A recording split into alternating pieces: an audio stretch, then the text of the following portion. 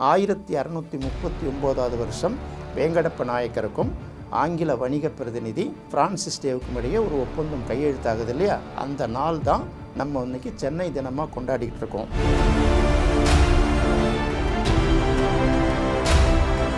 சென்னை அப்படிங்கிறது பார்த்திங்கன்னா இது பல்லவ தேசத்தோட ஒரு முக்கியமான பகுதிங்கிறத நம்ம மறந்துடக்கூடாது. இப்போ தொண்டை மண்டலம் அப்படின்னு பார்த்தாலே தொண்டைமான்களுடைய ஆட்சி நிறைந்தது தான் தொண்டை மண்டலம். இந்த தொண்டை மண்டலத்தோட ஒரு பகுதி தான் இன்றைக்கி சென்னை.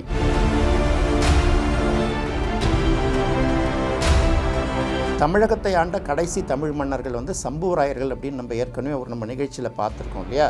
இந்த சம்புவராயர்களுடைய கட்டுப்பாட்டில் தான் அந்த கடைசி 75 காலம் விஜயநகர பேரரசு படையெடுப்பு நடக்கிற வரைக்கும் காவிரியோட வடப்பகுதியில் பெரும்பாலான இடங்கள், இன்னும் சொல்லப்போனால் ஆந்திராவோட சில பகுதியில் வரைக்கும் மிகப்பெரிய கட்டுப்பாடு சம்புவராயர்களுடைய ஆட்சியோட கட்டுப்பாட்டில் தான் இருந்தது.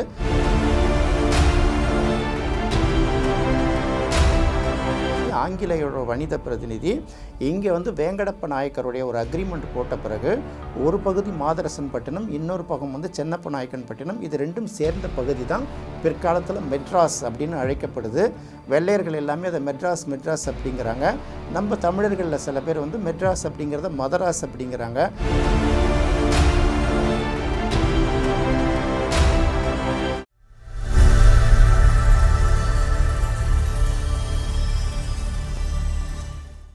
உலகெங்கும் வாழும் தமிழ் சொந்தங்கள் அனைவருக்கும் அன்பு வணக்கம்.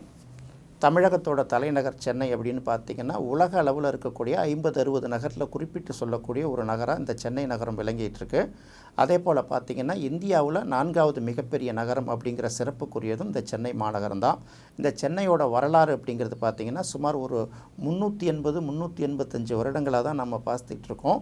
ஒவ்வொரு வருடமும் ஆகஸ்ட் மாதம் 22ஆம் தேதி சென்னை தினமாகலாம் கொண்டாடப்பட்டு வருது. இந்த சென்னை தினம்ங்கிறது ஏன் நம்ம கொண்டாடுறோம் அப்படின்னு பார்த்திங்கன்னா, ஆங்கிலேயர்கள் ஒரு நாடாக வணிகம் செஞ்சுட்டு வரும்போது இந்தியாவுக்கும் வணிகம் செய்துட்டு வராங்கல்ல, அப்போ வரும்போது ஒரு வணிகத்துக்கான தலைமையிடத்தை தேர்ந்தெடுப்பதற்காக பிரான்சிஸ் டே அப்படிங்கிறவர் ஆங்கிலேயர்களோட வணிக பிரதிநிதி அங்கே ஒரு இடத்த தேர்வு செஞ்சு ஒரு சென்னை நமக்கு ஒரு பாதுகாப்பான இடமா இருக்கும் அப்படின்னு முடிவு செஞ்சு, அப்போ சென்னையை ஆட்சி செய்துட்டு இருந்தவங்க யார் அப்படின்னு பார்க்கும்போது வந்தவாசியை தலைநகராக கொண்ட வேங்கடப்ப நாயக்கர், வந்தவாசியை தலைநகராக கொண்ட ஒரு பாளையக்காரர் வேங்கடப்ப நாயக்கர், அவருடைய தம்பி ஐயப்ப நாயக்கர் அப்படின்னு பேர். இவங்க 2 பேர் தான் இந்த சென்னையோட பெரும்பாலான பகுதி வந்தவாசி வரைக்கும் உள்ள இந்த பகுதியை ஆட்சி செய்திருக்கக்கூடிய ஒரு பாளையக்காரர்கள். அவர்கள்ட்ட பேசி ஒரு ஒப்பந்தம் போடுறார் இந்த பிரான்சிஸ் டே. அதை சில ஒப்பந்தங்கள்லாம் பார்த்திங்கன்னா எப்படி வணிகம் செய்கிறது, வணிக கோட்டைகள் கட்டுறது, உள்நாட்டு தொழில்கள் பாதிப்படையாமல் இருக்கிறது, அவர்களுக்கு வேலைவாய்ப்பை உருவாக்குறது, இப்படி நம்ம இப்போ MOU அப்படின்னு சொல்கிற மாதிரி ஒரு புரிந்துணர்வு ஒப்பந்தம் போட்டு அங்கே ஒரு கோட்டையை கட்ட போகிறாங்க. அப்போ கோட்டை கட்டும்போது என்ன சொல்கிறாங்க அப்படின்னு பார்க்கும்போது அந்த ஒப்பந்தங்களில் ஒரு சில பகுதியாக, அதாவது இந்த வேங்கடப்ப நாயக்கருடைய தந்தையார், அவர் பேர் சென்னப்ப நாயக்கர்னு பேர், ஒரு பகுதிக்கு இந்த பகுதிக்கு சென்னப்ப நாயக்கர் அப்படின்னு பேர் வைக்கணும் அப்படின்னு அவங்க ஒரு ஒப்பந்தத்தில் அது ஒரு முக்கியமான சரத்தாகவே இருக்கிறதுனால சென்னப்ப நாயக்கர் பட்டினம் அப்படிங்கிறது அதுக்கு பேர் வைக்கிறாங்க. இது எந்த இடம் அப்படின்னு பார்க்கும்போது கூவமாறு வங்காள விரிகுடாவில் கலக்கிறதுல இப்போ மெரினா கடற்கரைன்னு சொல்கிறோம்ல, இதுக்கு தென்பகுதி அதுக்கு பேர் ஏற்கனவே மாதரசன் பட்டினம் அப்படின்னு பேர், வடப்பகுதிக்கு சென்னப்ப நாயக்கன் பட்டினம் அப்படின்னு பேர்.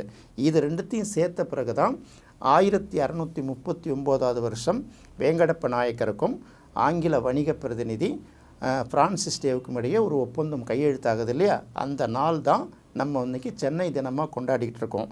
சென்னையோட வரலாறு இந்த 385 வருஷ வரலாறு மட்டும்தானா அப்படின்னு மட்டுமே பார்க்கக்கூடாதுல்ல, சென்னைக்கு இன்னும் என்ன தொன்மையான வரலாறு அப்படி இருக்குன்னு பார்க்கணும் இல்லையா. அப்போ சென்னை அப்படிங்கிறது பார்த்திங்கன்னா இது பல்லவ தேசத்தோட ஒரு முக்கியமான பகுதிங்கிறத நம்ம மறந்துடக்கூடாது. இப்போ தொண்டை மண்டலம் அப்படின்னு பார்த்தாலே தொண்டைமான்களுடைய ஆட்சி நிறைந்தது தான் தொண்டை மண்டலம்.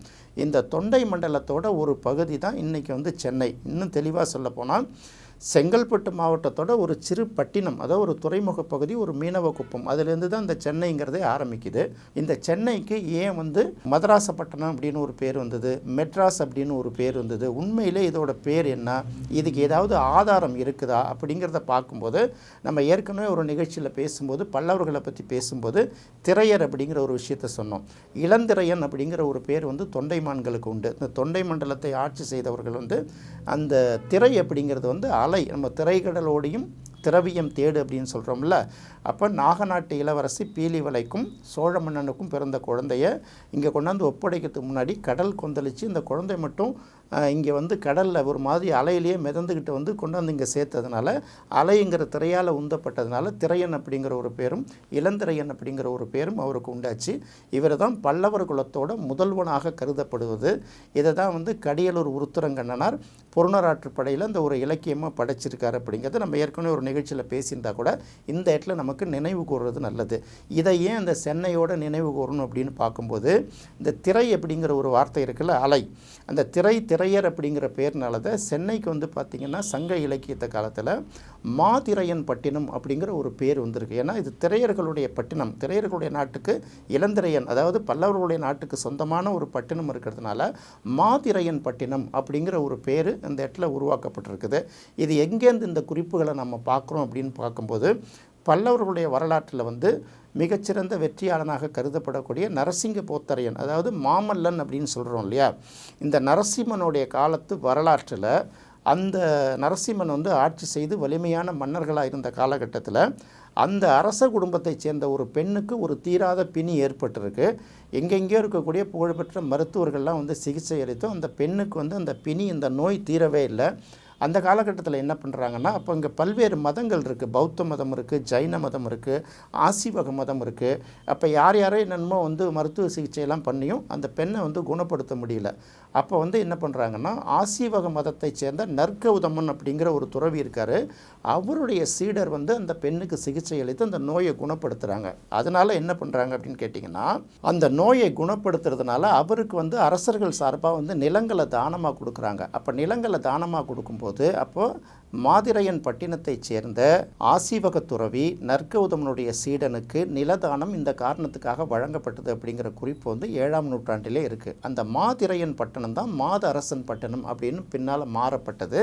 இந்த மாதரசன் பட்டினம் அப்படிங்கிற பேர் எப்படி வந்ததுங்கிறது அடுத்தது நம்ம பார்ப்போம். தமிழகத்தை ஆண்ட கடைசி தமிழ் மன்னர்கள் வந்து சம்புவராயர்கள் அப்படின்னு நம்ம ஏற்கனவே நம்ம நிகழ்ச்சியில் பார்த்துருக்கோம் இல்லையா.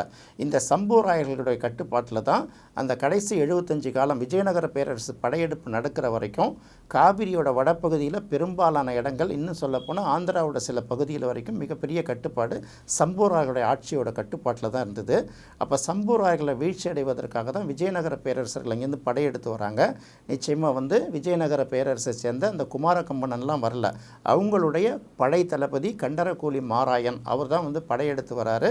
கடுமையான போருக்கு பின்னாடி இரண்டு பேருமே ஒரு ஒப்பந்தம், இரண்டு பக்கமும் பெரிய இழப்பு. கடைசியில் என்ன பண்ணுறாங்க, அந்த சம்புவராயர்களுடைய ஆட்சியை சாம்ராஜ்யத்தை அவங்க கைப்பற்றின பிறகு அப்போ அவர்களுக்கு சொந்தமான இடத்துல எந்தெந்த துறைமுகங்கள், எந்தெந்த பொக்கிஷங்கள், என்னென்ன பொருட்கள் கைப்பற்றப்பட்டது அப்படிங்கிறத வந்து இப்போ கிருஷ்ணகிரி மாவட்டத்தில் இருக்கக்கூடிய பென்னேஸ்வரம் மடம் அப்படிங்கிற ஒரு கல்வெட்டுலையும் அந்த பென்னேஸ்வரம் மலைப்பகுதியிலையும் வந்து எழுத்துக்களால் குறிக்கப்பட்டு வைக்கப்பட்டிருக்கிறத பார்க்கும்போது அப்போ மாதரசன் பட்டினம் அப்படிங்கிற ஒரு வார்த்தையை குறித்து தான் அந்த கல்வெட்டில் குறிக்கப்பட்டிருக்குங்கிறதுனால அப்போ மாதரசன் அப்படின்னு பார்க்கும்போது அவர்கள் பல்லவர்கள் வம்சத்தை சேர்ந்தவர்கள்னால இதுக்கு வந்து மாதரசன் பட்டினம் அப்படிங்கிற ஒரு பேர் வந்தது. அப்போ மாதரசன் பட்டினம் அப்படிங்கிறது பார்த்திங்கன்னா விஜயநகர பேரரசு தமிழகத்தின் மீது படையெடுத்து வந்த 14ஆம் நூற்றாண்டு காலத்திலே குறிக்கப்பட்டிருக்கு.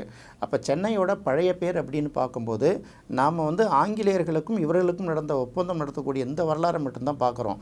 சென்னையோட தொன்மையான வரலாறை பார்க்கும்போது முதல்ல அது மாதிரையன் பட்டினமாக இருக்கிறது, அதுக்கப்புறம் அது மாதரசன் பட்டினமாக மாறுது. அதன் பிறகு வந்து பார்த்திங்கன்னா ஆங்கிலேயோட வணிக பிரதிநிதி இங்கே வந்து வேங்கடப்ப நாயக்கருடைய ஒரு அக்ரிமெண்ட் போட்ட பிறகு ஒரு பகுதி மாதரசன் பட்டினம், இன்னொரு பக்கம் வந்து சென்னப்ப நாயக்கன் பட்டினம், இது ரெண்டும் சேர்ந்த பகுதி தான் பிற்காலத்தில் மெட்ராஸ் அப்படின்னு அழைக்கப்படுது. வெள்ளையர்கள் எல்லாமே அதை மெட்ராஸ் அப்படிங்கிறாங்க. நம்ம தமிழர்களில் சில பேர் வந்து மெட்ராஸ் அப்படிங்கிறத மதராஸ் அப்படிங்கிறாங்க.